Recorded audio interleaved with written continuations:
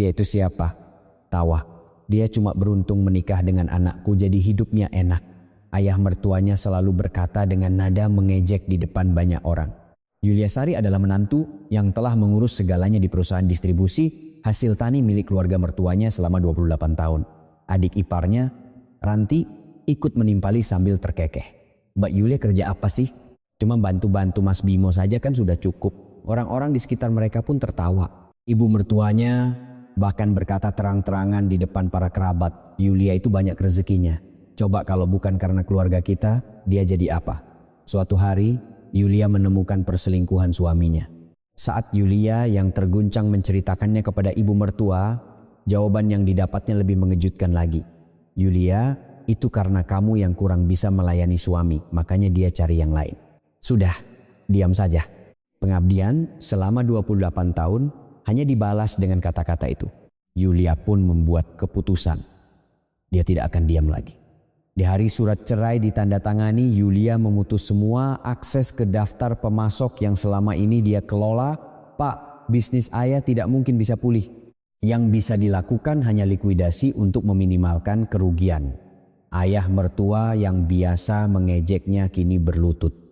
Pria yang selalu menyombongkan diri sebagai tokoh pertanian terhormat itu akhirnya menundukkan kepala. Hanya dalam sebulan, bisnis keluarga mertuanya mulai runtuh dan bencana besar yang terjadi jauh melampaui imajinasi. Apa yang sebenarnya terjadi? Sebelum cerita dimulai, mohon tekan tombol suka dan langganan dan beritahu kami dari mana Anda mendengarkan di kolom komentar. Kami akan mendoakan kebahagiaan selalu menyertai Anda di sana. Hari itu seperti biasa, Yulia bangun pukul 5 pagi. Kebiasaan yang sudah mendarah daging selama 54 tahun hidupnya. Sejak menikah di usia 26 tahun dan bekerja di perusahaan mertuanya selama 28 tahun tanpa pernah absen, matanya kini terbuka secara otomatis tanpa perlu alarm. Yulia bangkit pelan dari tempat tidur, melewati suaminya Bimo yang masih tertidur pulas mendengkur. Semalam pun suaminya pulang larut dengan bau alkohol. Yulia menghela napas dan bergegas ke dapur. Pukul 7 pagi, Yulia harus mampir ke rumah mertuanya untuk mengucapkan selamat pagi dan pukul 8 dia harus sudah tiba di kantor. Hari ini ada jadwal inspeksi pasokan untuk supermarket besar, jadi dia harus lebih bergegas. Saat hendak keluar dari pintu depan, matanya menangkap kunci mobil Bimo tergeletak di atas rak sepatu. Dia teringat ada dokumen yang tertinggal di mobil suaminya. Semalam dia sedang meninjau kontrak dengan para petani dan teringat meletakkannya di mobil Bimo. Yulia turun ke tempat parkir dan membuka pintu mobil sedan hitam suaminya. Saat hendak mengambil dokumen dari laci dashboard, ujung jarinya menyentuh sesuatu yang keras. Sebuah lipstik. Lipstik berwarna merah menyala. Yulia memegang benda itu dan memandanginya cukup lama. Dia tidak pernah memakai warna seperti itu. Di usianya yang pertengahan 50-an, Yulia selalu memakai warna merah muda, pucat atau peach. Tangannya mulai gemetar, jantungnya berdebar kencang.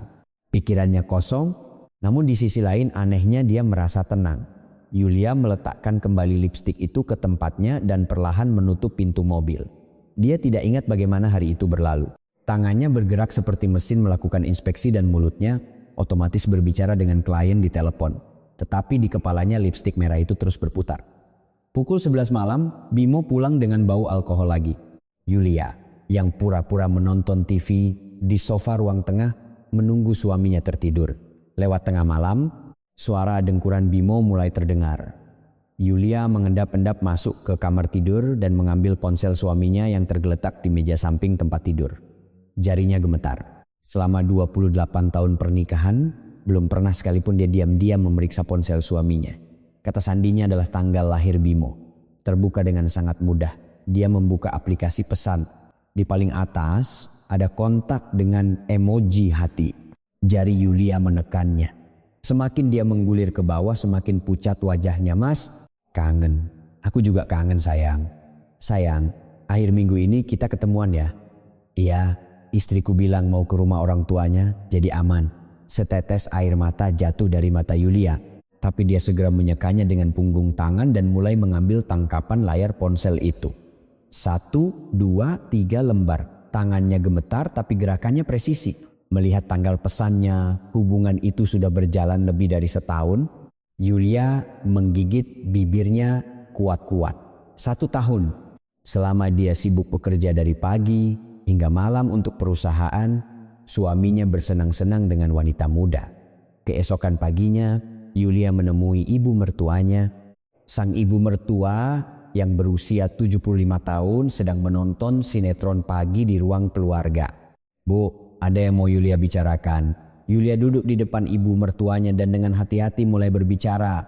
Dia menceritakan perselingkuhan suaminya, lengkap dengan bukti foto yang dia tunjukkan. Reaksi ibu mertuanya menusuk hati Yulia seperti belati. "Yulia, ya semua laki-laki memang begitu. Itu karena kamu yang kurang bisa melayani suami, makanya dia cari di luar. Sudah, diam saja." Yulia tidak percaya dengan apa yang didengarnya.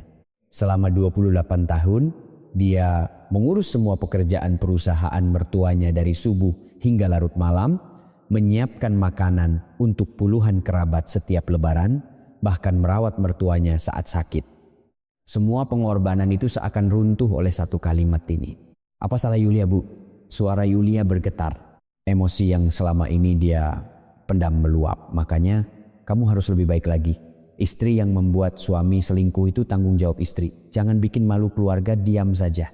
Ibu mertuanya kembali mengalihkan pandangannya ke TV, seolah pengabdian 28 tahun menantunya tidak berarti apa-apa. Yulia perlahan bangkit dari tempatnya, sesuatu yang panas membuncah di dadanya. Tapi kemarahan itu segera mendingin dan berubah menjadi tekad yang kuat. "Bu," suara Yulia berubah. Getarannya hilang, digantikan suara yang rendah dan tegas. "Selama 28 tahun saya tidak melakukan kesalahan apapun. Sekarang saya akan pergi mencari hidup saya sendiri." Ibu mertuanya menoleh kaget. Tapi Yulia tidak lagi menatap wajah itu. Dia berbalik dan berjalan menuju pintu depan. Begitu masuk ke mobil, Yulia duduk diam sejenak sambil memegang setir. Air mata mengalir di pipinya. Tapi dia segera menyekanya dan mengambil napas dalam-dalam. Ingin rasanya dia segera mengajukan gugatan cerai. Ingin rasanya dia melemparkan bukti-bukti itu ke wajah suaminya. Tapi Yulia belajar sesuatu selama 28 tahun bekerja di perusahaan. Bertindak emosional berarti kalah. Yulia mencengkram setir kuat-kuat dan bergumam, "Tunggu 6 bulan lagi. Persiapkan semuanya selama 6 bulan. Cerai mandiri semuanya."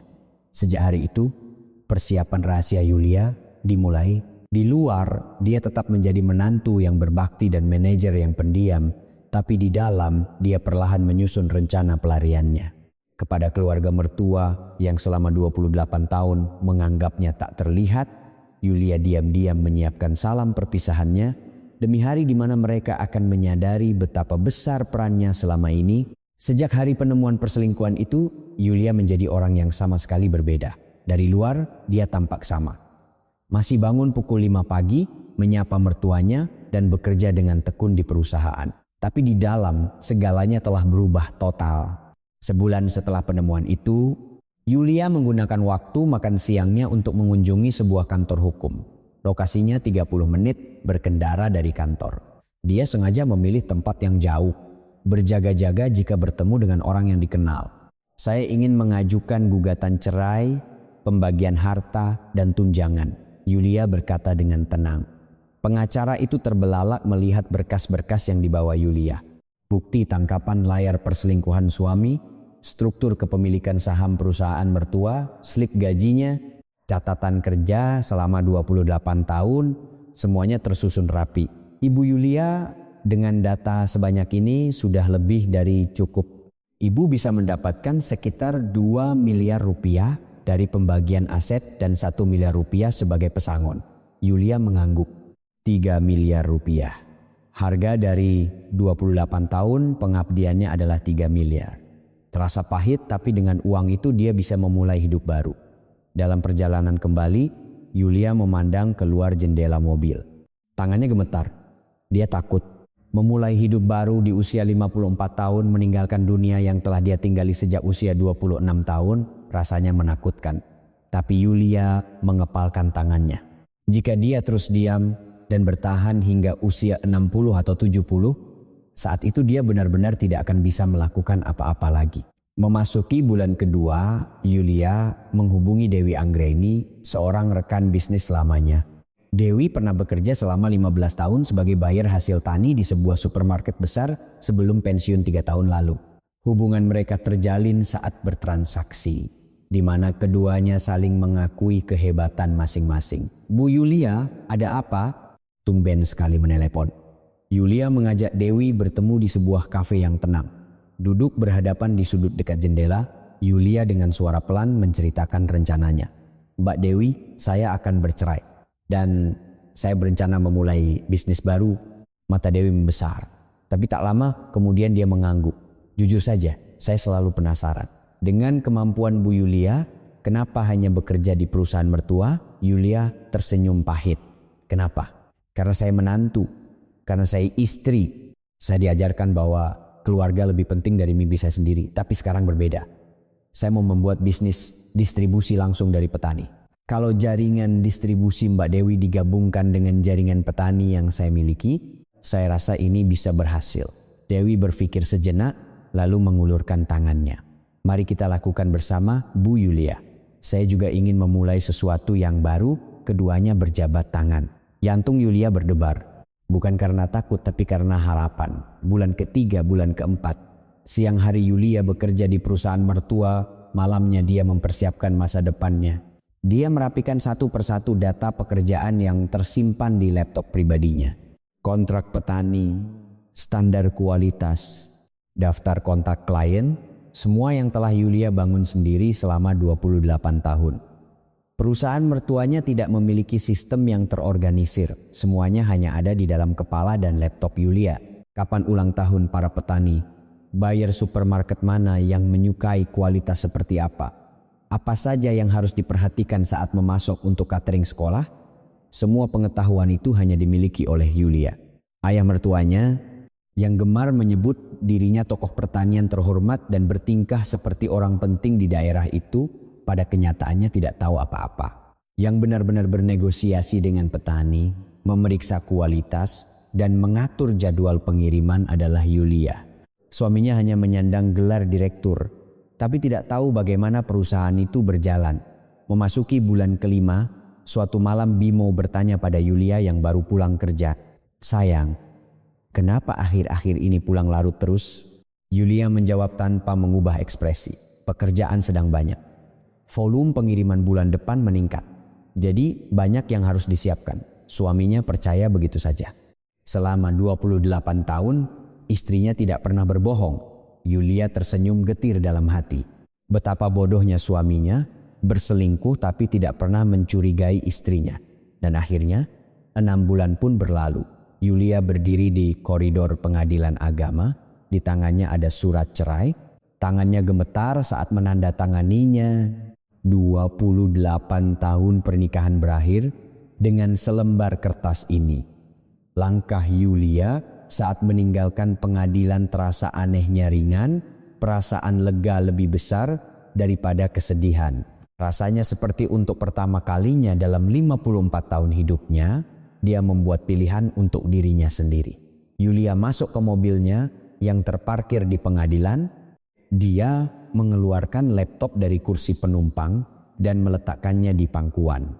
Dia membuka laptop, masuk ke folder cloud yang selama ini dibagikan dengan perusahaan mertuanya. Jarinya berhenti sejenak di atas keyboard.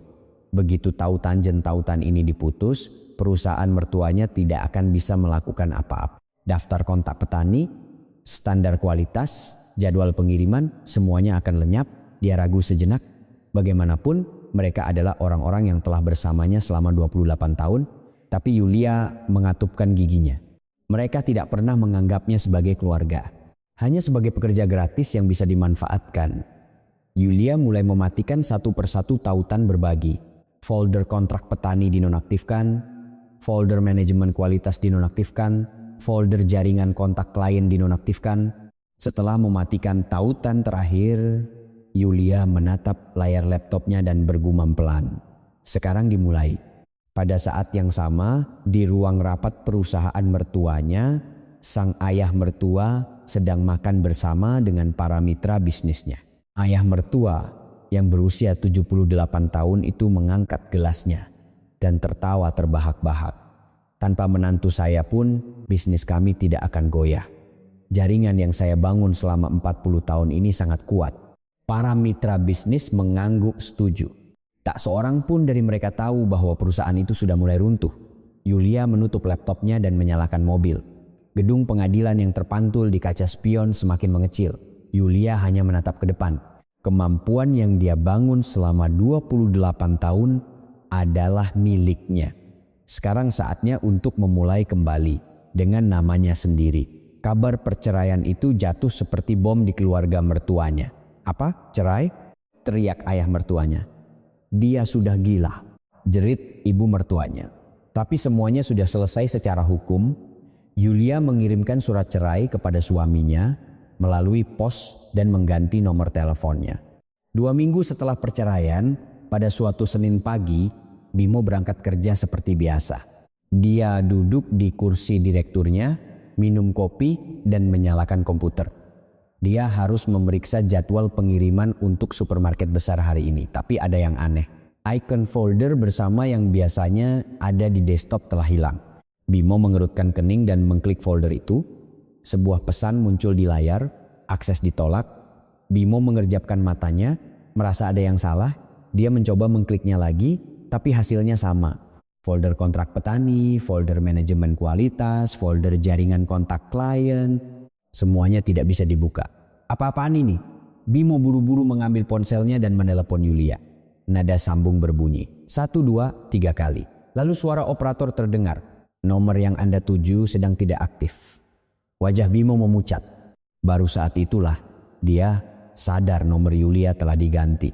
Dengan panik, Bimo mencoba menelepon nomor lama Yulia puluhan kali, tapi yang terdengar hanyalah suara operator yang sama.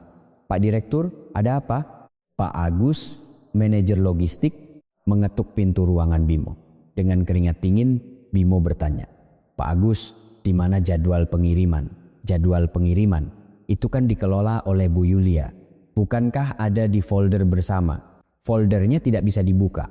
Pak Agus juga mencoba memeriksa dari komputernya, tapi hasilnya sama. Seluruh folder bersama tidak bisa diakses. Semua data yang telah dikumpulkan selama 28 tahun lenyap dalam sekejap. Bimo segera menghubungi perusahaan IT. Seorang teknisi datang dan setelah memeriksa sana-sini, dia menggelengkan kepala. Pak, ini adalah akun cloud pribadi. Selain pemilik akunnya sendiri, kami tidak punya wewenang untuk mengaksesnya. Lalu bagaimana? Semua data perusahaan ada di sana. Mohon maaf. Secara hukum akun pribadi tidak bisa dibuka tanpa persetujuan pemiliknya. Bimo menjambak rambutnya. Baru saat itulah dia sadar. Seluruh sistem perusahaan terhubung ke akun pribadi Yulia. Tanpa server perusahaan atau sistem resmi, perusahaan itu telah berjalan begitu saja selama 28 tahun. Sore harinya, telepon mulai berdatangan. Yang pertama adalah Pak Karyo, seorang petani. Pak Bimo, saya telepon untuk konfirmasi volume pengiriman minggu depan. Saya sudah sepakat dengan Bu Yulia untuk menundanya ke bulan depan. Bapak tidak lihat kontraknya. Hah? Bulan depan? Kontrak apa? Terdengar suara napas kebingungan Pak Karyo dari seberang telepon. Pak, Bapak tidak tahu isi kontraknya. Ini kesepakatan yang saya buat dengan Bu Yulia tahun lalu. Bimo tidak bisa menjawab.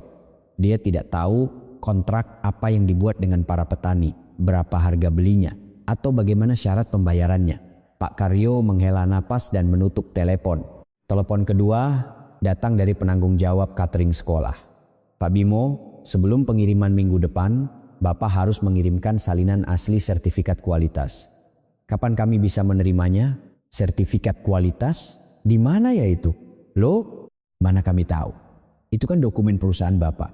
Bimo memanggil para stafnya dan meminta mereka mencari salinan asli sertifikat kualitas. Tapi tidak ada yang tahu di mana dokumen itu disimpan atau bahkan apakah salinan aslinya ada. Tidak ada yang bisa memastikan. Pak, hal-hal seperti ini semua diurus oleh Bu Yulia. Jawaban para staf seragam, jadwal pengiriman Bu Yulia. Inspeksi kualitas Bu Yulia. Manajemen klien Bu Yulia. Semua pekerjaan operasional perusahaan bergantung pada satu orang, Yulia. Menjelang malam, Ranti, adik iparnya, datang ke kantor.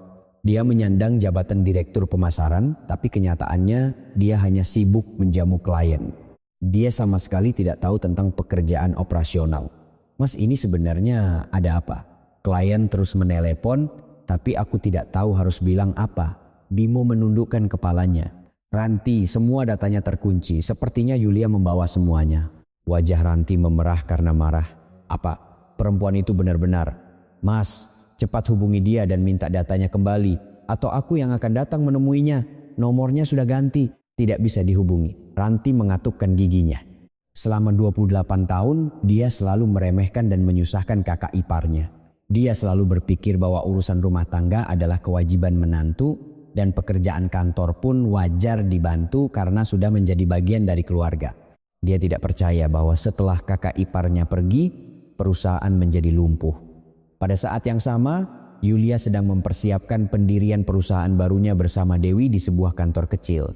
Di ponselnya ada puluhan panggilan tak terjawab dari nomor perusahaan mertuanya. Yulia hanya melirik notifikasi itu sekilas dan dengan tenang membalikkan ponselnya. Bu Yulia, tidak diangkat? Tanya Dewi, hati-hati. Yulia menggeleng. Tidak ada alasan untuk mengangkatnya. Sekarang kami sudah bukan siapa-siapa lagi. Suaranya terdengar tenang, tapi ada sedikit perih di hatinya. Tidak sepenuhnya menyenangkan melihat tempat di mana dia mengabdikan 28 tahun hidupnya runtuh. Tapi Yulia tahu, mereka tidak pernah menganggapnya sebagai keluarga.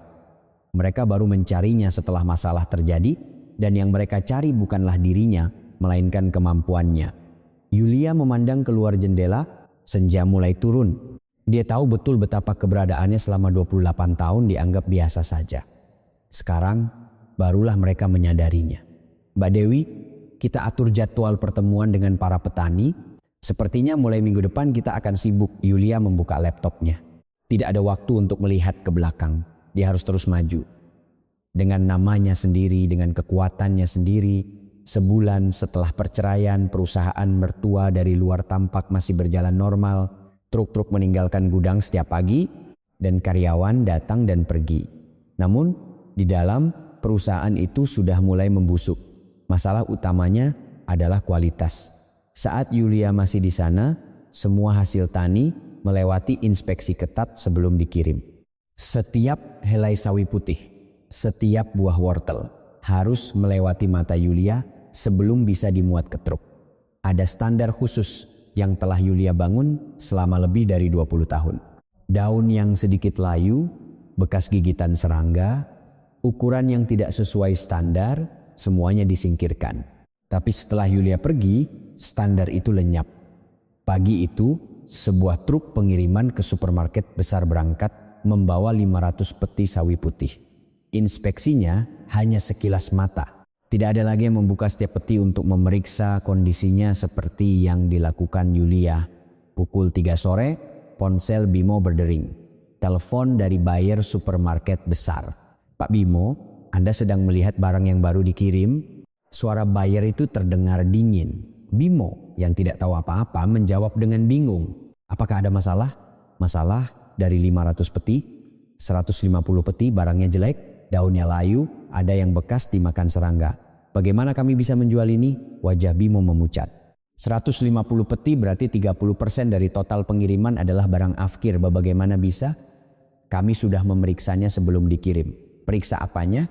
Saya sendiri yang membuka dan kondisinya seperti ini. Kami kembalikan semuanya. Kembalikan semuanya. Mendengar kata itu, kaki Bimo lemas. 500 peti barang akan kembali utuh. Biaya transportasi dan tenaga kerja semuanya rugi. Pak Buyer, mohon diberi kesempatan sekali lagi. Pak Bimo, saya jujur saja. Buyer itu memotong pembicaraannya. Suaranya terdengar menghela napas. Saya sudah coba menghubungi Bu Yulia, tapi tidak diangkat. Selama ada Bu Yulia, hal seperti ini tidak pernah terjadi. Bagaimana Bapak mau melakukan pengiriman tanpa standar kualitas? Pengiriman bulan ini kami batalkan semua. Klik, telepon ditutup. Bimo menatap kosong untuk waktu yang lama. Ponsel di tangannya terasa berat seperti timah. Dia teringat bayangan istrinya yang setiap subuh pergi ke gudang untuk melakukan inspeksi. Dulu dia menganggapnya biasa saja. Karena dia istri, jadi itu tugasnya. Dia pikir memang seharusnya begitu, baru sekarang dia sadar betapa pentingnya pekerjaan itu. Masalah tidak berhenti di situ. Ketika pengiriman terhenti, penerimaan pembayaran pun tertunda. Pembayaran yang seharusnya diberikan kepada para petani mulai menunggak selama 2 minggu. Saat Yulia masih di sana, arus kas selalu tepat waktu. Kapan uang masuk dan kapan uang keluar, semuanya sudah diperhitungkan. Tapi sekarang tidak ada lagi yang bisa melakukan perhitungan itu. Telepon datang dari Pak Karyo, seorang petani. Pak Karyo yang berusia 70-an telah menanam sawi selama lebih dari 30 tahun. Hubungannya dengan Yulia sudah terjalin hampir 20 tahun dengan kepercayaan yang kuat. Pak Bimo, maaf, pembayarannya sudah telat 2 minggu. Untuk pengiriman berikutnya, kami baru bisa kirim kalau pembayaran sebelumnya dilunasi. Bimo panik. Uang kas di tangannya sedang menipis. Pak Karyo, tidak bisakah menunggu sebentar lagi? Begitu ada uang masuk, saya akan langsung kirim. Terdengar helaan napas Pak Karyo dari seberang telepon. Pak, saya juga punya kebutuhan. Saya harus bayar upah pekerja dan beli pupuk. Dulu waktu ada Bu Yulia, tidak pernah telat sehari pun. Lagi-lagi Bu Yulia. Bimo mengatupkan giginya. Kemanapun dia pergi, nama Bu Yulia selalu mengikutinya. Baik Pak, akan saya kirimkan minggu ini. Bimo berkata begitu dan menutup telepon. Tapi dia bingung harus mencari uang dari mana. Bukan hanya Pak Karyo, petani lain juga mulai menelepon. Petani ubi, petani kol, petani wortel semuanya mengatakan hal yang sama. Bayar dulu, baru kami kirim barang. Dari 8 petani, 5 diantaranya menolak mengirimkan barang. Karena tidak ada barang yang masuk ke gudang, pengiriman pun tidak bisa dilakukan. Lingkaran setan dimulai, ayah mertuanya turun tangan. Pria berusia 78 tahun itu telah berbisnis di daerah itu selama lebih dari 40 tahun dan merupakan tokoh masyarakat. Dia juga menyandang gelar tokoh pertanian terhormat. Dia percaya dengan jaringannya, semua masalah bisa diselesaikan. Biar aku yang telepon, aku dan Karyo sudah kenal berapa lama. Dengan percaya diri, ayah mertuanya menelepon Pak Karyo. Karyo, ini aku, Hartono. Kita sudah kenal berapa tahun, kenapa begini? Tunggu sebentar lagi, pembayarannya pasti masuk. Kirim saja barangnya. Terdengar suara Pak Karyo dari seberang telepon. Dulu dia pasti akan langsung berkata, baik Pak Ketua dan menuruti. Tapi kali ini berbeda. Pak Hartono, mohon maaf. Saya juga tidak ingin begini demi menjaga muka Bapak. Tapi ini bukan masalah muka, ini masalah kelangsungan hidup. Bu Yulia tidak pernah ingkar janji. Kalau bukan karena beliau, kami juga sulit. Wajah ayah mertuanya memerah. Selama 40 tahun berbisnis, dia tidak pernah ditolak seperti ini. Apa, Karyo? Kamu berani bicara begitu padaku? Pak, jangan marah. Saya juga terpaksa. Bu Yulia tidak pernah sekalipun melanggar janji. Pembayaran selalu tepat waktu, bahkan saat anak saya menikah beliau memberikan amplop. Tapi jujur saja, kapan terakhir kali saya bertemu Bapak? Yang benar-benar bekerja dengan saya itu Bu Yulia bukan Bapak. Ayah mertuanya tidak bisa berkata apa-apa, tidak ada yang bisa dikatakan. Apa yang dikatakan Pak Karyo benar. Selama 40 tahun yang dia lakukan hanyalah berjabat tangan dan bertukar kartu nama di acara-acara minum-minum. Yang benar-benar mengunjungi para petani, memeriksa kualitas, dan mengurus pembayaran adalah Yulia. Setelah menutup telepon, ayah mertuanya duduk termenung di sofa untuk waktu yang lama. Jaringan yang dia yakini telah dibangun seumur hidupnya terasa runtuh seperti istana pasir. Pada saat yang sama, ponsel baru Yulia juga menerima panggilan. Buyer supermarket besar, penanggung jawab catering sekolah, Pak Karyo, orang-orang yang dulu berbisnis dengannya mencari tahu nomor Yulia. Bu Yulia, atau sekarang harus panggil apa ya? Apa Ibu ada niat untuk bekerja lagi? Kami ingin bekerja dengan Ibu Yulia. Yulia ragu sejenak, jujur hatinya sedikit goyah.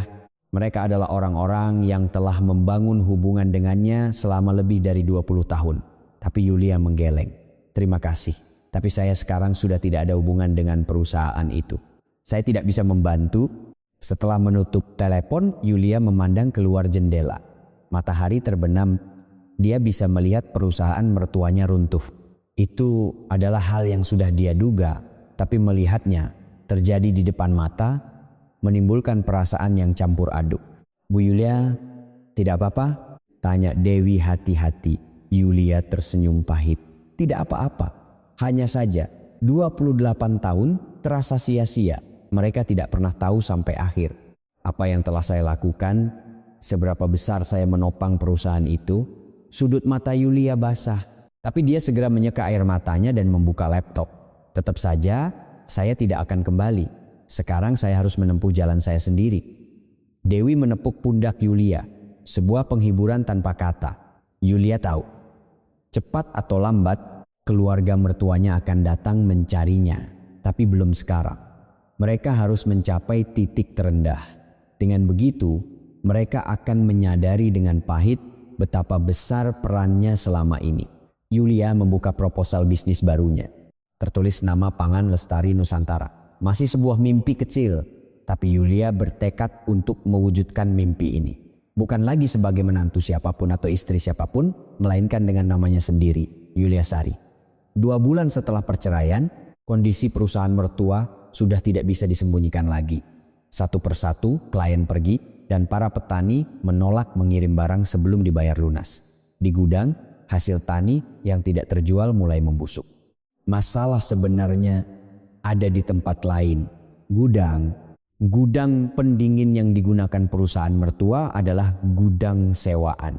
Kesegaran adalah nyawa bagi hasil tani, jadi penyimpanan dingin adalah suatu keharusan. Saat Yulia masih di sana, gudang ini beroperasi secara efisien. Jumlah barang yang masuk dan keluar selalu seimbang, dan tingkat penggunaan gudang selalu dipertahankan sekitar 50%. Tapi sekarang berbeda, karena pengiriman macet, hasil tani yang tidak ada tujuan mulai menumpuk di gudang. Supermarket besar telah memutus kontrak dan pasokan catering sekolah ditunda. Namun, barang yang sudah terikat kontrak terus berdatangan dari para petani. Barang hanya masuk tapi tidak keluar, membuat gudang hampir meledak. Dalam 2 minggu, tingkat penggunaan gudang melebihi 80%. Pak Direktur, gawat, manajer gudang, Pak Tono, menelepon Bimo dengan panik. Manajer gudang berusia pertengahan 50, itu telah bekerja di perusahaan mertua selama lebih dari 10 tahun. Kenapa? Ada apa? Gudangnya hampir penuh. Kalau ada barang baru masuk, tidak ada tempat lagi untuk menyimpannya. Bimo menghela napas. Kepalanya pusing. Di satu sisi petani mau mengirim barang. Di sisi lain tidak ada tempat tujuan pengiriman. Di tengah-tengah gudang menjadi korban. Lalu bagaimana? Coba diatur saja. Diatur. Bagaimana mengaturnya? Tidak ada tempat tujuan. Suara manajer gudang terdengar kesal. Dulu hal seperti ini tidak pernah terjadi. Yulia selalu menghitung semua volume barang di awal sehingga jumlah yang masuk dan keluar seimbang. Gudang tidak pernah penuh sesak. Masalahnya adalah biaya. Biaya sewa gudang pendingin bervariasi tergantung tingkat penggunaan. Saat penggunaan 50%, biayanya 150 juta per bulan, tapi ketika melebihi 80%, biayanya melonjak 2 kali lipat menjadi 300 juta per bulan. Ditambah biaya listrik, total pengeluaran sebulan hampir mencapai 400 juta. Pendapatan turun setengah, tapi pengeluaran naik 2 kali lipat. Ranti datang ke kantor. Meskipun menyandang jabatan direktur pemasaran, dia tidak pernah benar-benar berurusan dengan angka. Tapi dia tahu ini adalah situasi yang serius. Mas, kenapa biaya gudang jadi mahal sekali? 2 kali lipat dari bulan lalu? Mau bagaimana lagi? Barangnya tidak keluar. Jadi menumpuk. Lalu bagaimana? Bisa-bisa semua uang kita habis. Ranti mondar-mandir. Pikirannya kacau. Saat itu, matanya tertuju pada panel pengatur suhu kulkas. Mas, kalau suhunya diturunkan sedikit, bisa hemat biaya listrik kan?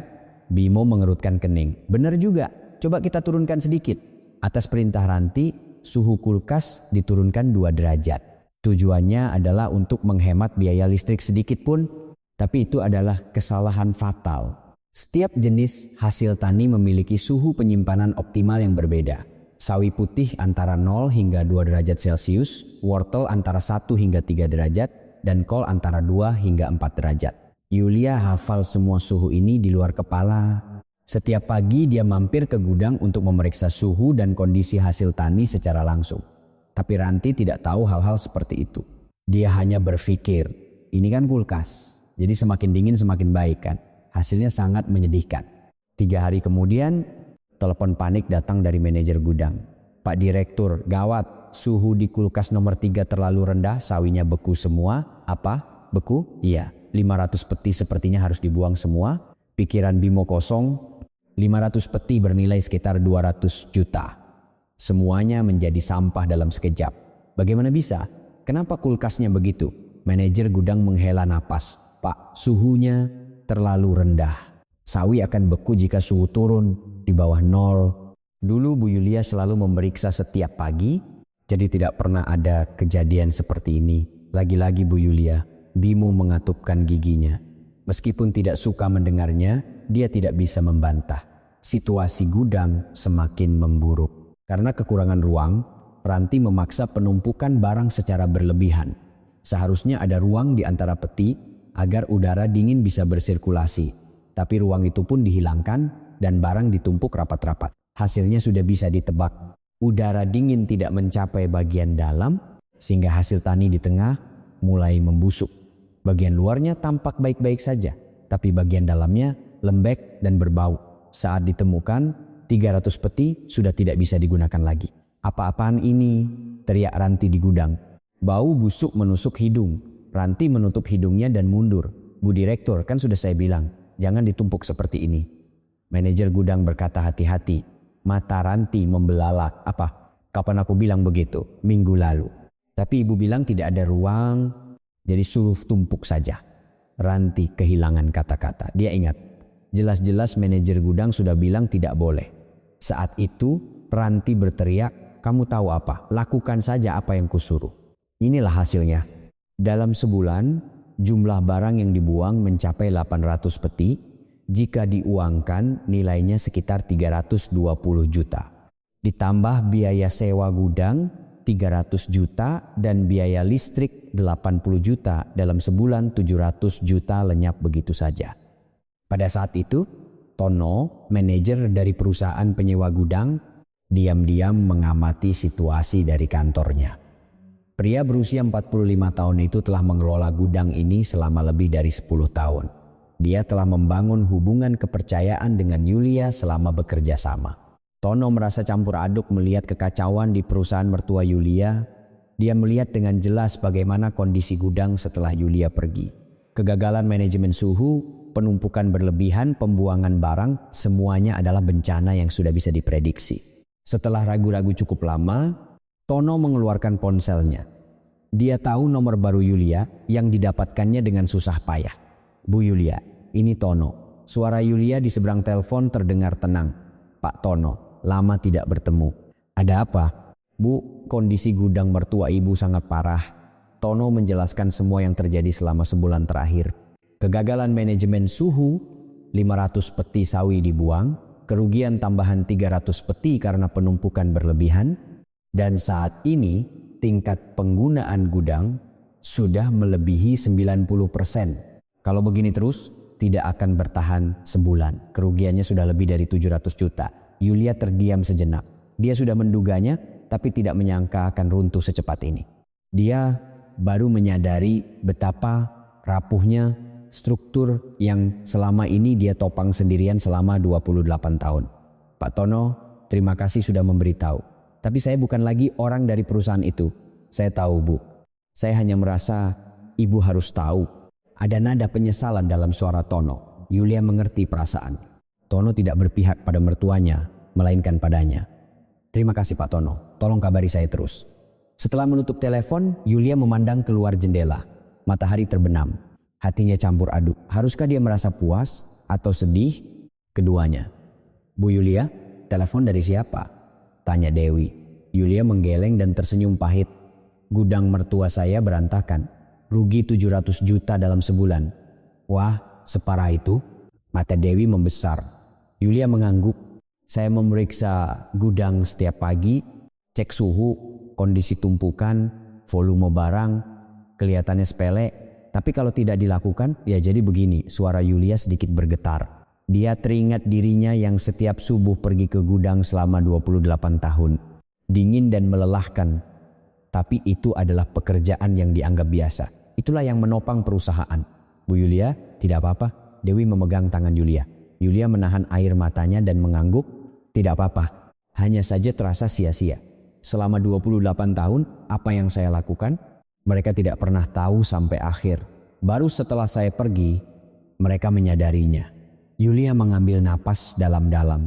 Tidak ada waktu untuk goyah. Dia harus terus maju. Mbak Dewi, kita siapkan pertemuan dengan para petani. Mulai minggu depan kita mulai serius. Yulia membuka laptopnya. Menyaksikan keruntuhan mertuanya memang menyakitkan, tapi dia tidak bisa menghentikan langkahnya. Sekaranglah saatnya untuk benar-benar memulai dengan namanya sendiri. 3 bulan setelah perceraian, situasi perusahaan mertua sudah tidak bisa disembunyikan lagi.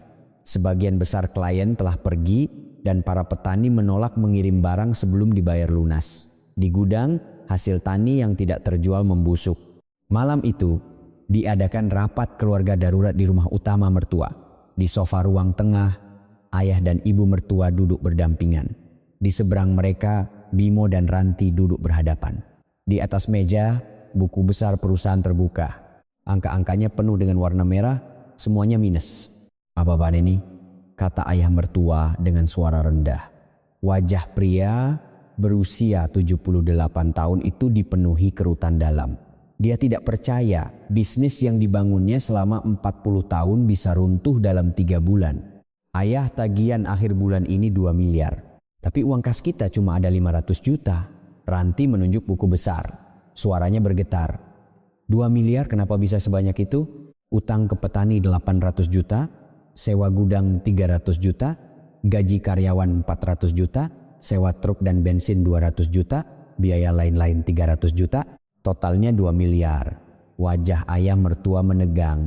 Dulu dia tidak pernah melihat angka-angka seperti ini. Semuanya diurus oleh Yulia. Kapan uang masuk dan kapan keluar, di mana harus diatur dan di mana harus dihemat, semua perhitungan itu hanya ada di kepala Yulia. "Ayah, kalau begini terus kita bisa bangkrut." Suara Ranti dipenuhi ketakutan. Wanita berusia 50 tahun itu telah hidup berkecukupan seumur hidupnya. Dia menikmati hidup nyaman dengan jabatan direktur dan gaji dari perusahaan ayahnya. Tapi tiba-tiba perusahaan akan bangkrut, masa depannya terasa gelap. Dia memandang bergantian ke arah putra dan putrinya. Tapi Bimo hanya menunduk tanpa berkata apa-apa. Seumur hidupnya dia hanya menyandang gelar direktur, tapi tidak tahu bagaimana perusahaan berjalan. Saat itu Ranti angkat bicara. Ada satu cara, semua mata tertuju pada Ranti.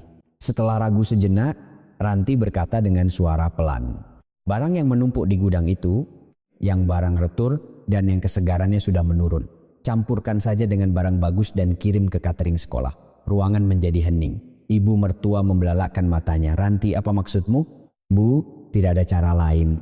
Supermarket pemeriksaannya ketat, jadi tidak bisa. Tapi catering sekolah tidak seketat itu. Yang penting jumlahnya pas." Bimo mengangkat kepalanya. Wajahnya pucat. "Ranti, itu terlalu berisiko. Itu kan catering sekolah yang makan anak-anak." "Mas, ada cara lain?" "Kalau begini kita semua bangkrut. Utang ke petani tidak bisa dibayar, bisa dituntut.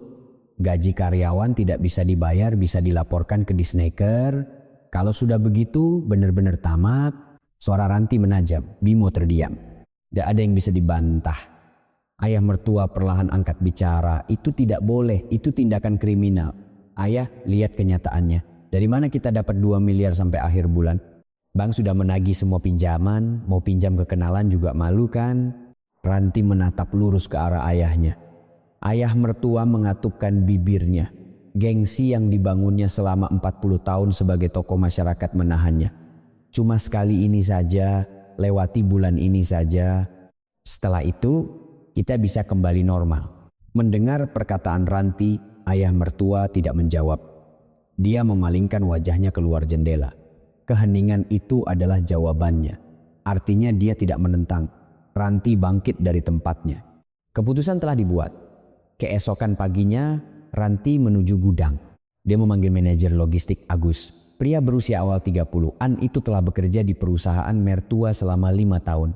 "Agus, ada pekerjaan." Ranti membawa Agus ke bagian dalam gudang. Dia menunjuk peti-peti yang menumpuk di sudut, barang retur dan stok yang kesegarannya sudah menurun. "Copot label ini dan tempel label baru. Tanggal pemeriksaannya tulis hari ini." Wajah Agus menegang. Dia langsung mengerti maksudnya. Bu Direktur, ini kan untuk catering sekolah, ini ilegal. Saya tidak bisa.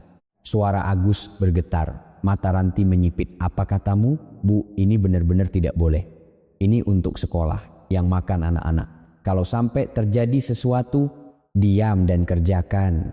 Ranti memotong perkataan Agus. Suaranya dingin. Kalau tidak, mulai besok tidak usah masuk kerja lagi. Terserah kamu. Agus menatap Ranti. Di mata Ranti tidak ada emosi apapun, hanya tatapan memerintah. Tangan Agus gemetar. Ini adalah pekerjaan yang telah dijalaninya selama 5 tahun. Jika dipecat, akan sulit mencari pekerjaan baru. Dia punya istri berusia 34 tahun dan anak berusia 2 tahun. Kebutuhan hidupnya akan langsung terancam. Agus ragu-ragu cukup lama. Di dalam hatinya, nurani dan kelangsungan hidup bertabrakan. Akhirnya Agus menundukkan kepalanya. Baik, Bu. Siang itu pekerjaan penggantian label dilakukan di gudang. Label lama dicopot dari peti-peti sawi retur dan diganti dengan label baru. Tanggal pemeriksaan ditulis hari ini dan tingkat kualitas ditulis kelas 1. Tangan Agus terus gemetar. Sambil menempelkan label, perutnya terasa mual. Dia tahu ini salah, tapi dia tidak bisa berhenti. Di langit-langit gudang, sebuah CCTV berputar. Itu adalah milik perusahaan penyewa gudang. Kamera itu merekam semua adegan. Tangan yang mencopot label, tangan yang menempelkan label baru, dan sosok Ranti yang berdiri di sampingnya memberi perintah. Catatan pengiriman juga terekam. Barcode barang retur, barcode label baru yang ditempel, waktu dan tujuan pengiriman, semuanya tersimpan di sistem. Malam itu, manajer Tono sedang memeriksa rekaman CCTV di kantornya. Memantau gudang adalah salah satu tugasnya. Wajah Tono menegang melihat adegan di layar. Adegan penggantian label. Dia langsung tahu artinya. Orang-orang ini sudah gila, gumam Tono. Tangannya gemetar. Ini jelas-jelas tindakan ilegal. Pelanggaran undang-undang pangan. Memasok hasil tani berkualitas buruk ke catering sekolah adalah kejahatan. Tono berpikir cukup lama. Haruskah dia pura-pura tidak tahu? Tidak, dia tidak bisa. Itu adalah makanan untuk anak-anak. Dia sendiri punya keponakan yang masih sekolah dasar. Membayangkan anak itu memakan makanan seperti itu membuatnya merinding. Tono mengeluarkan ponselnya. Dia menelepon Yulia. Bu Yulia, ini Tono. Ada yang mau saya bicarakan. Yulia sedang makan malam bersama Dewi. Wajah Yulia semakin menegang mendengar telepon dari Tono. Apa? Labelnya diganti? Iya. Semuanya terekam di CCTV. Barang retur dan stok yang kesegarannya menurun disamarkan menjadi barang bagus dan dikirim ke catering sekolah. Garpu di tangan Yulia jatuh. Dia tidak percaya dengan apa yang didengarnya. Dia tidak menyangka keluarga mertuanya akan sejauh itu.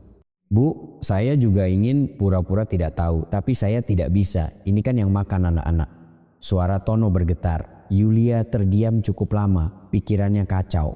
Mereka adalah orang-orang yang telah bersamanya selama 28 tahun.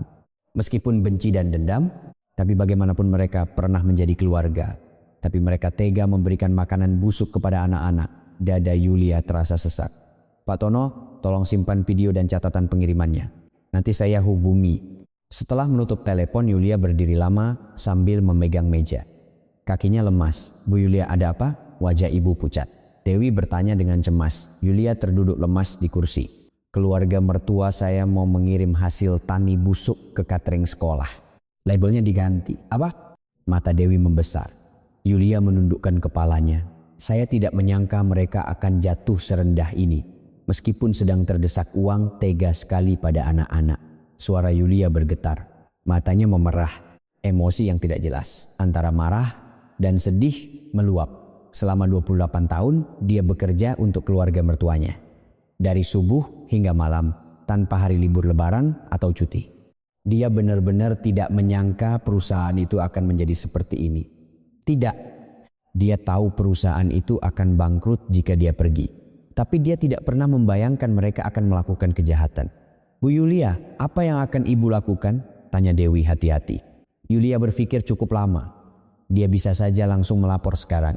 Tapi belum saatnya. Dia butuh lebih banyak bukti. Kita lihat dulu. Apakah pengirimannya benar-benar terjadi? Yulia memandang keluar jendela.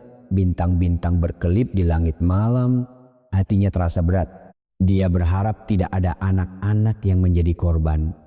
Tapi itu bukan sesuatu yang bisa Yulia kendalikan. Keluarga mertuanya sekarang akan melewati batas yang tidak bisa ditarik kembali. Dan Yulia takut akan akhir dari semua ini. 2 minggu telah berlalu sejak pengiriman ilegal dimulai. Perusahaan mertua telah melakukan 3 kali pengiriman ke catering sekolah selama periode itu. Hasil tani berkualitas buruk dengan label yang diganti telah sampai di meja makan anak-anak. Ranti merasa lega. Ketika pengiriman pertama berjalan lancar dan yang kedua juga tidak ada masalah, dia berpikir, ternyata begini saja sudah cukup, tidak perlu khawatir. Bimo dan ayah mertuanya pun berpikiran sama. Mereka percaya bahwa masalah mendesak telah teratasi dan sekarang saatnya untuk kembali normal. Tapi itu adalah sebuah ilusi. Hari itu adalah hari Kamis yang biasa.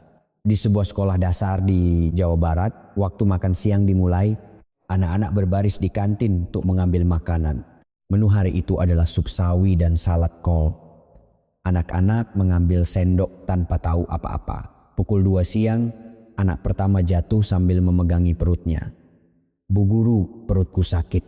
Seorang anak laki-laki berusia 7 tahun. Wajahnya pucat pasi.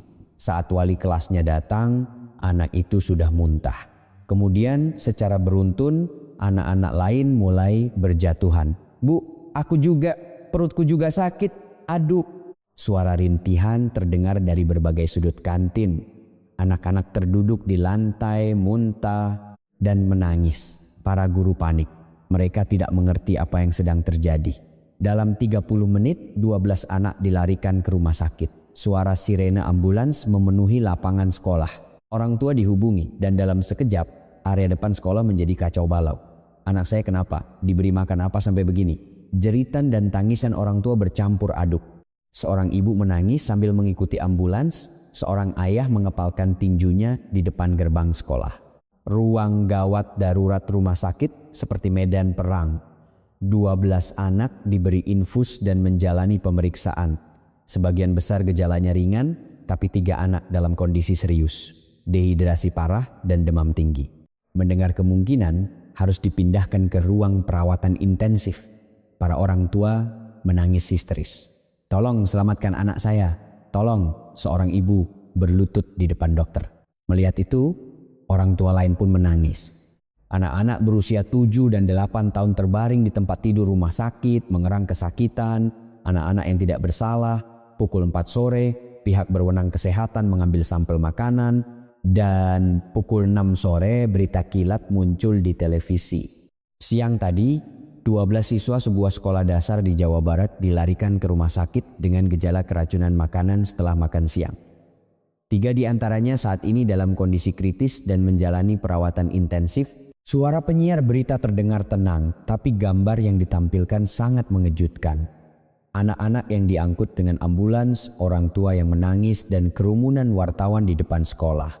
Pihak berwenang menyatakan bahwa bakteri penyebab keracunan makanan ditemukan pada hasil tani yang dipasok ke sekolah tersebut. Saat ini, penyelidikan terhadap perusahaan pemasok sedang berlangsung. Pada saat itu, sebuah truk yang familiar tertangkap kamera. Logo perusahaan mertua terlihat jelas. Ayah mertua yang sedang menonton berita itu di ruang keluarga menjatuhkan remote kontrolnya, tangannya lemas ini, bibir ayah mertua bergetar. Pemandangan anak-anak di layar televisi menusuk matanya. Tubuh-tubuh kecil yang diangkut dengan ambulans, ibu-ibu yang menangis ketika dia sadar bahwa itu semua karena dirinya. Kakinya lemas, bapak, ibu mertua berlari menghampirinya. Ayah mertua terduduk di sofa, menatap layar televisi. Wajahnya kelabu. Aku yang... Suara ayah mertua bergetar. Dia menyetujuinya secara diam-diam. Ketika putrinya mengusulkan distribusi ilegal, dia tidak menentangnya. Dia tidak menyangka akan menjadi seperti ini. Dia benar-benar tidak menyangka anak-anak akan terluka. Bimo tidak berani keluar dari kamarnya. Meskipun suara TV terdengar, dia tidak punya keberanian untuk menonton. Dia berbaring di bawah selimut, suara tangisan anak-anak terngiang di kepalanya. Ranti tidak keluar dari kamar mandi. Dia berjongkok di depan kloset, muntah. Tangannya gemetar. Itu adalah perintahnya. Ganti labelnya, ubah tanggal pemeriksaannya. Perintah itulah yang mengirim anak-anak ke rumah sakit. Malam itu, manajer Tono duduk sendirian di kantornya. Dia menatap kosong berita yang disiarkan di TV. Pemandangan anak-anak di layar menusuk hatinya. Tono juga punya keponakan. Seorang anak perempuan kelas 2 SD. Wajah anak itu terlintas di benaknya. Jika keponakannya memakan makanan seperti itu. Memikirkannya saja sudah membuat tubuhnya gemetar. Tono menyalakan komputer. Dia membuka file rekaman CCTV. Adegan penggantian label, adegan Ranti memberi perintah, adegan Agus bekerja, semuanya terekam dengan jelas. Tono mengeluarkan sebuah USB. Dia menyalin file video dan catatan pengiriman, tangannya gemetar tapi dia tidak berhenti. Kemudian dia mengangkat teleponnya dan menelepon Yulia. Bu Yulia, ini Tono. Yulia sedang menonton berita. Dia menutup mulutnya dengan tangan melihat anak-anak di layar. Air matanya mengalir. Pak Tono, suara Yulia bergetar. Tono terdiam sejenak lalu angkat bicara. Bu, saya tidak bisa pura-pura tidak melihat ini. Anak-anak terluka. Yulia tidak bisa menjawab. Tenggorokannya tercekat. Rekaman CCTV dan catatan pengirimannya sudah saya simpan di USB. Saya akan berikan pada ibu. Ini bukan masalah yang bisa dibiarkan begitu saja Pak Tono. Bu, saya sudah bekerja di bidang ini lebih dari 10 tahun. Saya melihat sendiri betapa telitinya ibu bekerja selama ini. Saat ada ibu, hal seperti ini tidak terbayangkan. Tapi sekarang mereka sudah melewati batas. Ada kemarahan dalam suara Tono. Yulia menyeka air matanya dan mengangguk. Baik Pak Tono, berikan data itu pada saya. Sepertinya ini harus diakhiri. Setelah menutup telepon, Yulia tidak bergerak untuk waktu yang lama. Berita terkait masih terus disiarkan di TV. Saat ini, kondisi 3 pasien kritis membaik dan 9 lainnya dijadwalkan pulang besok. Para orang tua menuntut penyelidikan tuntas dan hukuman bagi yang bertanggung jawab.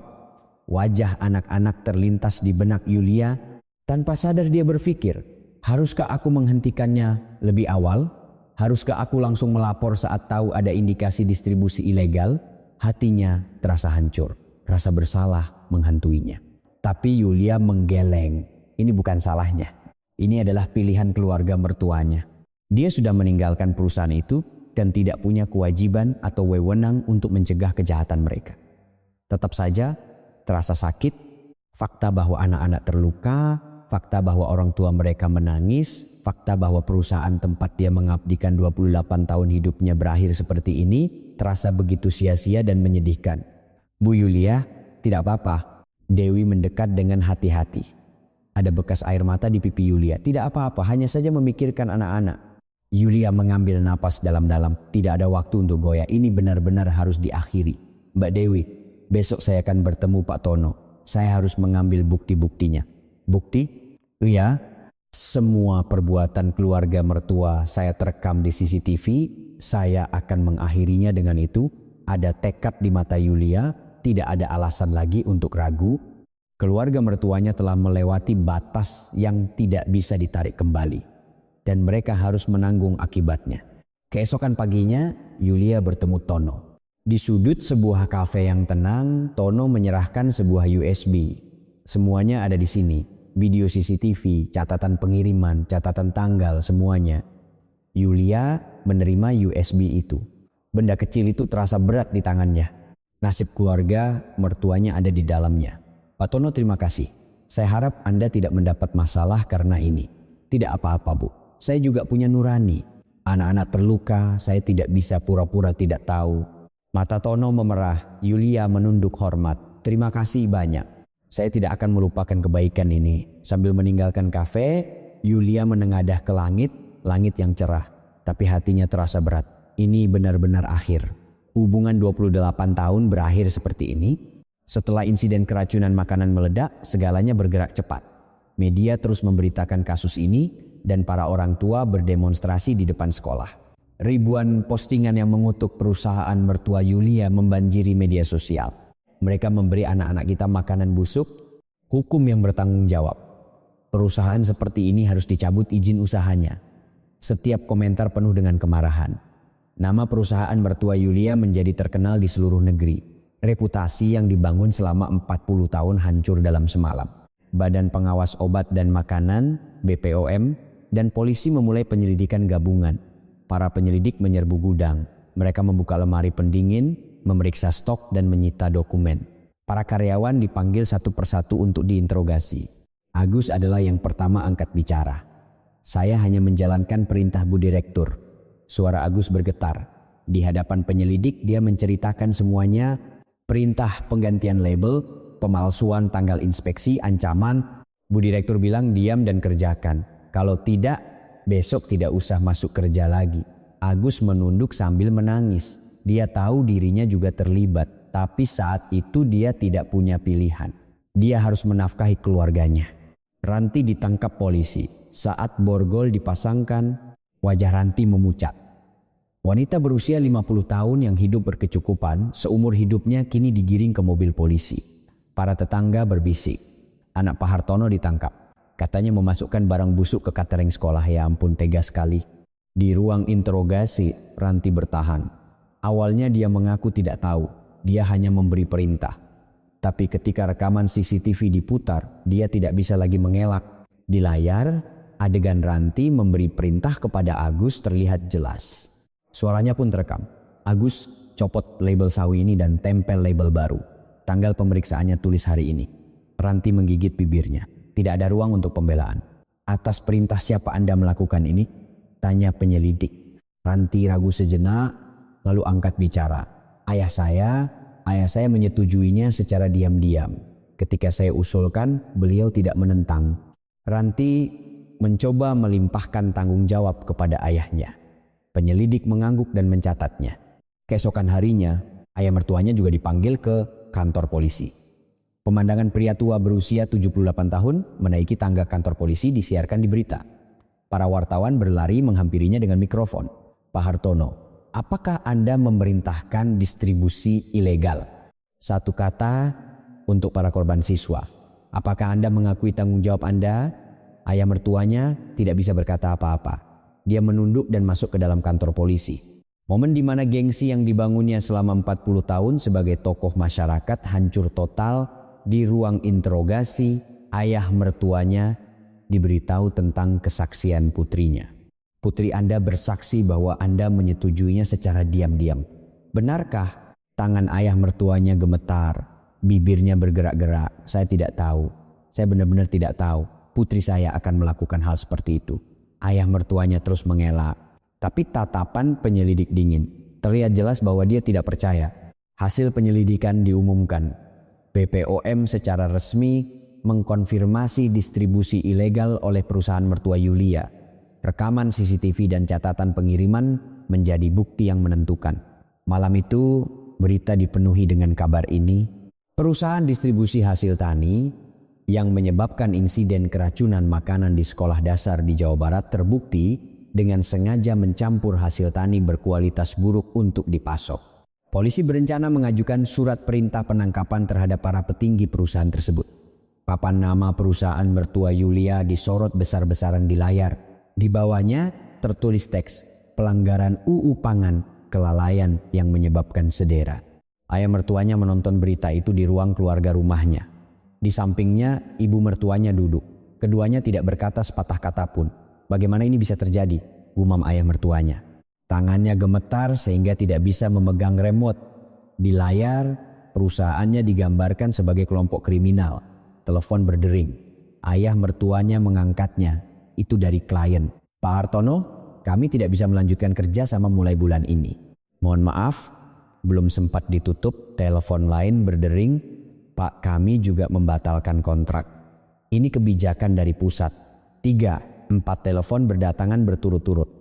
Semuanya berisi hal yang sama. Pemutusan kerjasama, pembatalan kontrak, penundaan pengiriman. 3 supermarket besar secara serentak memutus kerjasama. Catering sekolah tentu saja dibatalkan sepenuhnya. Surat edaran dari Dinas Pendidikan turun. Segera putus semua kontrak dengan perusahaan tersebut. Para petani pun berbalik badan. Pak Karyo menelepon. "Pak Hartono, maaf, kami juga tidak bisa melanjutkan kerjasama. Bapak lihat berita kan? Kalau kami masih bekerja sama dengan perusahaan Bapak, tempat lain tidak mau menerima kami. Ayah mertuanya tidak bisa membuka mulut. Tidak ada yang bisa dikatakan petani yang telah bekerja sama selama 30 tahun. Bahkan Pak Karyo pun pergi.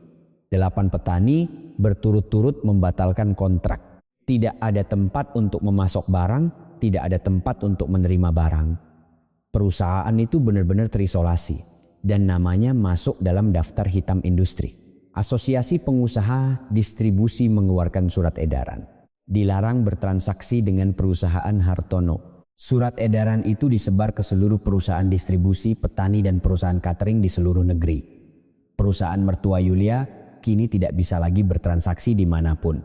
Ayah mertuanya mengangkat telepon. Dia menelepon seorang rekan bisnis lama yang dulu akrab. Nada sambung berbunyi 1, 2, 3 kali. Tidak ada yang mengangkat. Dia menekan nomor lain. Juga tidak diangkat, nomor lain lagi. Sama saja. Ayah mertuanya meletakkan telepon. Tangannya gemetar. Jaringan yang dia yakini telah dibangun selama 40 tahun. Semuanya lenyap. Tidak ada yang mengangkat teleponnya. Bu, ayah mertuanya memanggil istrinya. Suaranya serak. Aku salah. Tanpa Yulia, semuanya hancur. Air mata mengalir dari mata ayah mertuanya. Air mata pertama yang dia teteskan dalam 18 tahun hidupnya. Ibu mertuanya tidak berkata apa-apa. Dia hanya menatap punggung suaminya. Pada saat itu, Yulia sedang bekerja bersama Dewi di kantor barunya. Berita tentang keluarga mertuanya disiarkan di TV. Yulia melirik layar sejenak, lalu mengambil remote dan mematikan TV. Tidak mau nonton? Tanya Dewi. Yulia menggeleng. Tidak ada lagi yang perlu dilihat. Semuanya sudah berakhir. Suara Yulia terdengar tenang, tapi ekspresinya rumit. Seharusnya dia merasa puas, tapi tidak. Melihat orang-orang yang telah bersamanya selama 28 tahun hancur seperti itu ternyata menyakitkan. Bu Yulia, tidak apa-apa? Tanya Dewi cemas. Yulia memandang keluar jendela. Matahari terbenam. Jujur, tidak terasa puas, hanya terasa sia-sia. Sudut mata Yulia basah. Ingin menangis, tapi dia menahannya. 28 tahun. Dari usia 26 sampai 50-an, saya hanya bekerja dari subuh hingga malam dan berakhir seperti ini, menjadi penjahat, masuk berita, dikeluarkan dari industri. Yulia mengambil napas dalam-dalam. Memang benar mereka melakukan hal yang salah. Anak-anak terluka, jadi mereka harus dihukum. Tapi bagaimanapun, mereka pernah menjadi keluarga. Meskipun benci, tapi masih ada rasa. Dewi diam-diam memegang tangan Yulia. Yulia mengangkat kepalanya dan menatap Dewi. Tapi saya tidak akan kembali. Saya sekarang harus menempuh jalan saya sendiri. Ada tekad di mata Yulia. Meskipun sedih, dia tidak goyah. Ini benar-benar akhir. Hubungan dengan keluarga mertuanya, dirinya yang dulu, semuanya telah berakhir. Besok ada pertemuan dengan petani kan? Harus disiapkan. Yulia membuka laptopnya. Di layar tertera file bernama Proposal Bisnis Pangan Lestari Nusantara. Yulia mengklik file itu. Awal yang baru telah menanti. Tidak ada lagi waktu untuk melihat ke belakang. 5 bulan setelah perceraian, perusahaan mertua Yulia hanya tinggal nama. Semua klien telah pergi dan para petani pun berbalik badan. Di gudang hanya tumpukan hasil tani yang membusuk. Para karyawan satu persatu mengundurkan diri karena tidak menerima gaji, tidak ada alasan lagi untuk bertahan. Ranti ditahan sambil menunggu persidangan. Jaksa menuntut hukuman 3 tahun penjara atas pelanggaran UU Pangan dan kelalaian yang menyebabkan cedera. Ayah mertuanya juga didakwa tanpa ditahan. Mengingat usia dan kondisi kesehatannya, penahanan dihindari, tapi persidangan tidak bisa dihindari. Proses penutupan perusahaan pun berjalan alot. Utang menumpuk seperti gunung. Utang kepada petani, sewa gudang, tunggakan gaji karyawan, ganti rugi klien totalnya lebih dari 5 miliar. Tidak ada yang tahu harus mulai dari mana. Pagi itu, ayah mertuanya keluar rumah. Dia tidak memberitahu siapapun. Ketika istrinya bertanya, mau kemana? Dia tidak menjawab. Dia hanya membuka pintu depan dan pergi. Tempat yang dituju ayah mertuanya adalah kantor Yulia. Kantor kecil tempat Yulia dan Dewi mempersiapkan perusahaan baru mereka. Butuh waktu seminggu untuk menemukan alamat itu. Setelah bertanya ke sana sini kepada orang-orang di industri dan meminta tolong kepada klien lama, Akhirnya dia mendapatkannya. Ayah mertuanya tiba di depan gedung kantor. Sebuah gedung tua 3 lantai. Tempat yang sederhana tanpa papan nama.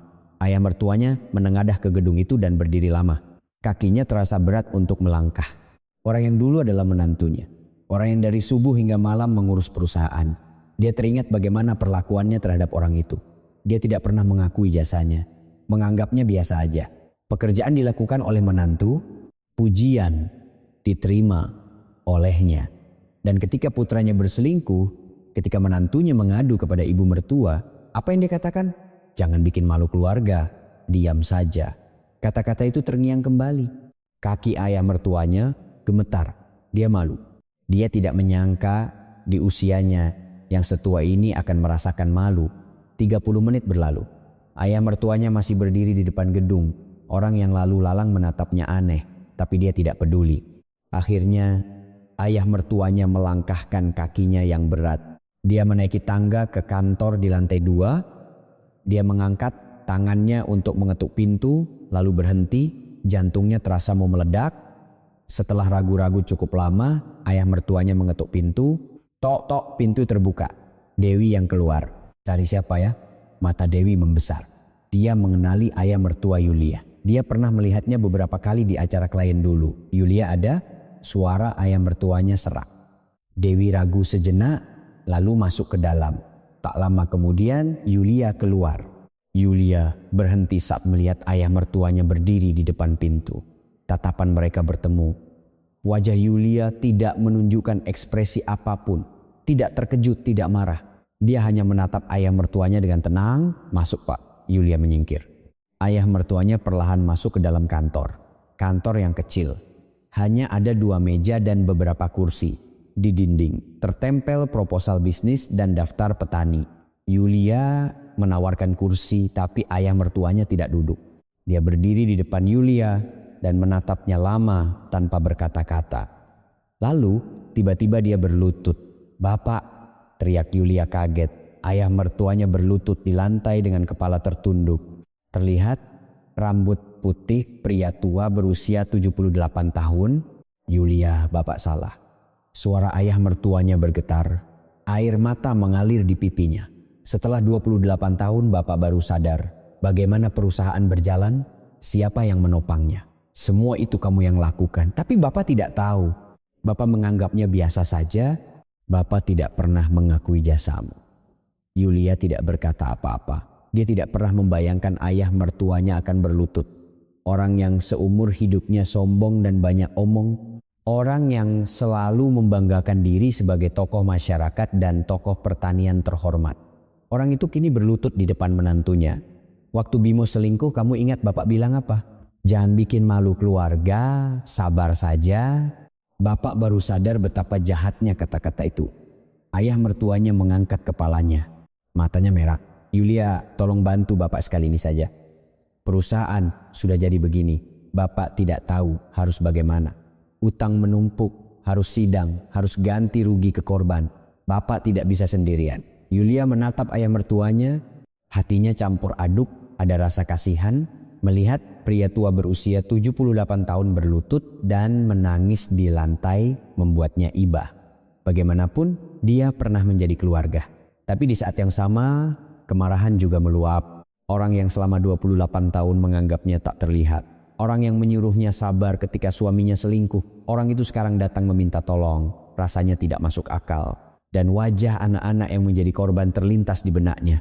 Anak-anak yang diangkut ke rumah sakit. Orang tua yang menangis.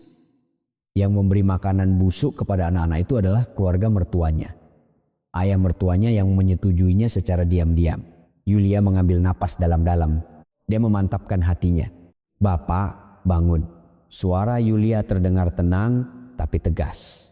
Ayah mertuanya perlahan bangkit. Lututnya sakit sehingga dia terhuyung. Yulia tidak membantunya. Bapak, saya datang bukan untuk balas dendam, kata Yulia. Ayah mertuanya mengangkat kepalanya. Tapi Bapak harus bertanggung jawab. Ada 12 siswa yang menjadi korban, 3 diantaranya kritis. Anak-anak terluka. Bapak tahu betapa orang tua mereka menangis. Ayah mertuanya tidak menjawab. Dia menundukkan kepalanya. Pemulihan bisnis tidak mungkin. Bapak sudah dikeluarkan dari industri kan? Masuk daftar hitam, tidak ada yang mau bekerja sama lagi. Itu bukan sesuatu yang bisa saya bantu. Mendengar perkataan Yulia bahwa ayah mertuanya merosot, harapan terakhirnya seakan lenyap. Tapi Yulia melanjutkan perkataannya. Ayah mertuanya mengangkat kepalanya. Saya bisa bantu proses likuidasi untuk meminimalkan kerugian. Prosedur penutupan, negosiasi ganti rugi, penyelesaian utang, itu bisa saya bantu sejauh yang saya tahu. Ada secercah harapan di mata ayah mertuanya, tapi ada syaratnya. Suara Yulia menjadi tegas. Pertama, akui tanggung jawab atas distribusi ilegal. Jangan mengelak di persidangan, akui dengan jujur. Kedua, minta maaf secara resmi kepada keluarga 12 siswa korban. Datangi mereka langsung, tundukkan kepala, dan minta maaf dengan tulus. Ketiga, berikan kompensasi. Biaya pengobatan, uang duka, semuanya. Itu yang utama. Ayah mertuanya terdiam. Yulia menatap lurus ke mata ayah mertuanya. Bapak, saya juga banyak menangis melihat berita anak-anak itu. Saya juga berpikir, haruskah saya menghentikannya lebih awal? Tapi ini bukan salah saya. Ini pilihan Bapak, Ranti, dan Bimo. Tanggung jawab itu harus Bapak pikul. Air mata kembali mengalir dari mata ayah mertuanya. Cukup lama dia tidak bisa berkata apa-apa. Baiklah, jawab ayah mertuanya lemah. Dia menundukkan kepalanya dalam-dalam. Kamu benar. Aku harus bertanggung jawab. Aku akan minta maaf kepada anak-anak itu. Yulia mengangguk. Hatinya berat tapi dia tidak goyah. Kalau begitu saya akan hubungi minggu depan. Saya akan bicarakan dengan pengacara dan beritahu prosedur penyelesaiannya. Ayah mertuanya perlahan meninggalkan kantor. Saat keluar dari pintu, dia menoleh sekali. Yulia berdiri di tempatnya menatap ayah mertuanya. Tatapan mereka bertemu. Yulia, terima kasih, kata ayah mertuanya dengan suara pelan. Yulia tidak menjawab, dia hanya mengangguk ringan. Pintu tertutup. Yulia berdiri lama di tempatnya. Kakinya lemas sehingga dia terduduk di kursi. Bu Yulia, tidak apa-apa. Dewi berlari menghampirinya. Ada air mata di mata Yulia. Tidak apa-apa, hanya saja aneh. Melihat orang itu berlutut, Yulia menyeka air matanya. Selama 28 tahun, dia tidak pernah mengakui saya.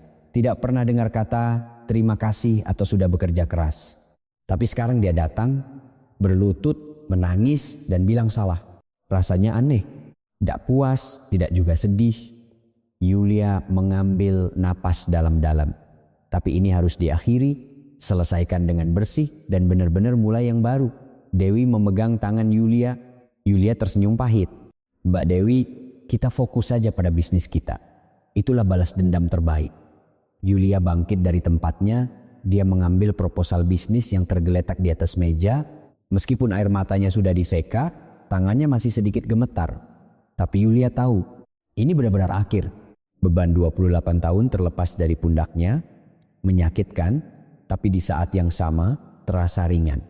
1,5 tahun telah berlalu. Musim semi di tahun kedua setelah perceraian. Yulia kini berusia 56 tahun. Rambutnya sedikit lebih banyak perubahan, tapi sorot matanya jauh lebih jernih dari 2 tahun lalu. Perusahaan mertuanya telah tutup total. Proses penutupan selesai 6 bulan lalu. Pengacara yang diperkenalkan Yulia membantu menyelesaikan utang dengan tunggakan kepada petani dan gaji karyawan diprioritaskan. Sisa aset dijual untuk melunasi utang. Perusahaan berusia 40 tahun itu pun lenyap dari sejarah. Total 800 juta kompensasi diberikan kepada keluarga 12 siswa. Ayah mertuanya mendatangi setiap rumah dan menundukkan kepala. Beberapa orang tua menolaknya di depan pintu, beberapa lagi menangis sambil berteriak. Ayah mertuanya menerima semuanya dengan diam. Maaf, sungguh, saya minta maaf. Kata-kata itu diucapkannya puluhan kali. Pemandangan pria tua berusia 78 tahun membungkuk hormat di depan orang tua siswa SD. Yulia merasa campur aduk melihatnya, tapi dia pikir inilah yang benar. Karena itu adalah bentuk tanggung jawab. Hasil persidangan juga sudah keluar. Ranti divonis 2 tahun penjara atas pelanggaran UU Pangan. Saat putusan dibacakan di pengadilan, Ranti tidak bisa berkata apa-apa. Dia hanya berdiri termangu sebelum digiring oleh petugas. Di usia 50 tahun dia masuk penjara. Ayah mertuanya dihukum denda 500 juta. dan pencabutan izin usaha atas kelalaian yang menyebabkan cedera. Meskipun tidak dipenjara, guncangan itu membuat kesehatannya menurun drastis. Kini dia tinggal di panti jompo. Sesekali ibu mertuanya datang menjenguk, tapi ayah mertuanya tidak seperti dulu lagi. Dia menjadi pendiam dan sering menatap kosong keluar jendela. Bimo, setelah perusahaan ditutup, bekerja di sebuah perusahaan kecil milik temannya. Dia memulai sebagai staf biasa. Di usia 55 tahun, untuk pertama kalinya dia memulai kehidupan kerja yang sesungguhnya. Meskipun berat, dia tidak punya pilihan. Dia harus mencari nafkah. Terdengar kabar dia sedang merencanakan pernikahan kembali. Yulia tidak merasakan apa-apa mendengar kabar itu. Baginya, Bimo benar-benar orang lain sekarang. Dan Yulia kini mengelola perusahaannya sendiri, Pangan Lestari Nusantara. Itulah nama perusahaannya. Sudah setahun sejak dia mendirikannya bersama Dewi, dimulai dari kecil tapi perlahan berkembang. Pagi itu, Yulia membuka pintu gudang barunya, sebuah gudang pendingin kecil di pinggiran kota. Jauh lebih kecil dari yang digunakan perusahaan mertuanya. Tapi bagi Yulia, tempat ini lebih berharga. Gudang pertama yang disewanya atas namanya sendiri. Gudang itu tertata rapi. Di setiap rak peti-peti hasil tani tersusun rapi. Sawi, wortel, kol, lobak, semuanya adalah hasil kontrak yang dia jalin sendiri dengan para petani. Di dinding terpampang standar kualitas yang dibuatnya sendiri. Suhu penyimpanan untuk setiap jenis hasil tani, kriteria inspeksi, prosedur pengiriman, pengetahuan yang dikumpulkannya selama 28 tahun tertuang dalam selembar kertas itu. Bu Yulia, Dewi masuk ke gudang sambil memegang ponsel. Senyum cerah terpancar di wajahnya. Pengiriman pertama ke perusahaan sudah selesai. Penanggung jawabnya memuji kualitasnya bagus. Senyum pun merekah di wajah Yulia. Pengiriman pertama ke sebuah perusahaan. Sebuah kantin perusahaan menengah di Jawa Barat. Kontrak kecil, tapi bagi Yulia ini sangat berarti. Benarkah? Syukurlah, Yulia memandangi rak-rak gudang. Setahun yang lalu tidak ada apa-apa di sini. Dia memulainya dengan satu meja kantor. Dia mendatangi para petani satu persatu untuk menjalin kontrak dan mendatangi klien dengan berjalan kaki untuk menawarkan kerjasama. Tidak mudah. Banyak penolakan yang diterimanya. Tapi Yulia punya pengalaman 28 tahun. Dia tahu apa yang diinginkan para petani, apa yang dianggap penting oleh klien. Dan yang terpenting, Yulia punya kepercayaan. Saya ingin bekerja lagi dengan Bu Yulia, begitulah kata Pak Karyo. Ketika Yulia mendatanginya, Pak Karyo menyambutnya dengan tangan terbuka. Petani sawi yang telah bertani lebih dari 30 tahun itu. Orang yang telah membangun kepercayaan dengan Yulia selama hampir 20 tahun. Bu Yulia, sekarang Bu Direktur ya. Kalau Ibu yang jalankan saya pasti ikut. Begitulah dia berhasil menjalin kontrak dengan 15 petani. Semuanya adalah petani yang dulu bekerja sama dengannya. Para petani yang kehilangan tujuan setelah perusahaan mertuanya bangkrut kini kembali bergandengan tangan dengan perusahaan baru Yulia. Klien pun bertambah satu persatu. 3 kantin perusahaan, 5 catering penitipan anak. Bukan kontrak besar, tapi pertumbuhannya stabil. Yulia sangat memperhatikan manajemen kualitas. Dia menciptakan sistem berbagi foto inspeksi secara real time dengan klien. Saat hasil tani masuk ke gudang, dia mengambil foto dan mengirimkannya, begitu juga saat akan dikirim, transparan. Perusahaan Bu Direktur bisa dipercaya, begitulah kata para klien. Bagi Yulia, kata-kata itu lebih berharga dari apapun. Saat itu, ponsel Yulia berdering. Nomor yang tidak dikenal, Yulia mengangkat telepon. Halo, dengan Ibu Direktur Yulia? Saya dulu bayar di supermarket besar. Yulia mengenali suara itu. Buyer supermarket besar yang dulu bekerja sama dengan perusahaan mertuanya. Oh ya, lama tidak bertemu. Bu, bisakah kita bekerja sama lagi? Mata Yulia membesar. Apa? Jujur saja Bu. Saya rindu manajemen kualitas Ibu. Saat ada Ibu tidak pernah ada masalah. Akhir-akhir ini saya bekerja sama dengan perusahaan lain tapi selalu ada masalah. Saya dengar Ibu sudah buka perusahaan baru. Tolonglah bekerja sama dengan kami. Yulia terdiam cukup lama. Hatinya menghangat. Terima kasih. Nanti saya hubungi. Setelah menutup telepon, Yulia bersandar di dinding gudang. Rasanya ingin menangis. Tangis bahagia. Kemampuan yang dibangunnya selama 28 tahun akhirnya diakui atas namanya sendiri. Bukan lagi sebagai menantu siapapun atau istri siapapun, melainkan dengan nama Yulia Sari. Bu Yulia, lihat ini. Dewi datang membawa sebuah peti sawi. Di atasnya tertempel sebuah surat tulisan tangan. Yulia membuka surat itu. Dari Pak Karyo, Ibu Direktur, selamat atas pengiriman pertamanya. Semoga sukses selalu. Sawi ini adalah hasil panen terbaik saya tahun ini. Sebagai hadiah, hormat saya, Karyo. Air mata mengalir dari mata Yulia. Dia menyekanya dengan tangan, tapi air mata itu terus mengalir. Bu, kenapa menangis? Tanya Dewi cemas. Yulia tersenyum sambil menyeka air matanya. Tidak tahu, tiba-tiba saja menangis. Mungkin karena bahagia. Yulia memeluk peti sawi itu erat-erat, tidak terasa berat. Karena di dalamnya ada beban kepercayaan selama 20 tahun. Yulia keluar dari gudang. Sinar matahari terasa hangat. Angin musim semi membelai pipinya. Yulia menengadah ke langit. Langit yang cerah tanpa awan. Dia teringat 2 tahun lalu di parkiran pengadilan saat mematikan tautan cloud sambil bergumam, sekarang dimulai. Saat itu dia takut. Memulai hidup baru di usia 54 tahun, hidup mandiri, terasa menakutkan. Tapi dia berhasil. Dia benar-benar berhasil. Yulia menatap papan nama gudang. Papan nama baru. Dengan latar belakang biru dan tulisan putih tertulis Pangan Lestari Nusantara. Direktur Yulia Sari. Sinar matahari menyinari papan nama itu. Tulisannya berkilauan. Yulia menatap papan nama itu lama sekali. Namanya sendiri. Bukan istri suaminya, bukan menantu mertuanya, melainkan sepenuhnya namanya sendiri, Yulia Sari. Akhirnya, aku memulai dengan namaku sendiri, gumam Yulia pelan. Angin membawa kata-kata itu terbang. Dewi mendekat dan berdiri di samping Yulia. Keduanya menatap papan nama itu bersama-sama. Bu Yulia, selamat sungguh, kata Dewi. Yulia tersenyum. Mbak Dewi juga, terima kasih sudah menemani. Keduanya saling menatap dan tersenyum. Yulia kembali menatap papan nama itu. Dadanya terasa sesak karena haru. Beban 28 tahun terasa benar-benar terlepas. Waktu yang menyakitkan dan sulit. Tapi karena waktu itulah dia menjadi dirinya yang sekarang. Ini benar-benar awal yang baru. Dengan nama Yulia Sari, kehidupan Yulia Sari dimulai. Jika cerita hari ini meninggalkan sedikit getaran di hati Anda, silakan mampir kembali ke sini sesekali. Jika berkenan, tinggalkan satu baris kalimat hangat untuk tokoh utama cerita ini. Perasaan itu mungkin akan membantu seseorang untuk bertahan esok hari. Kami dengan tulus mendukung hari ini dan esok Anda.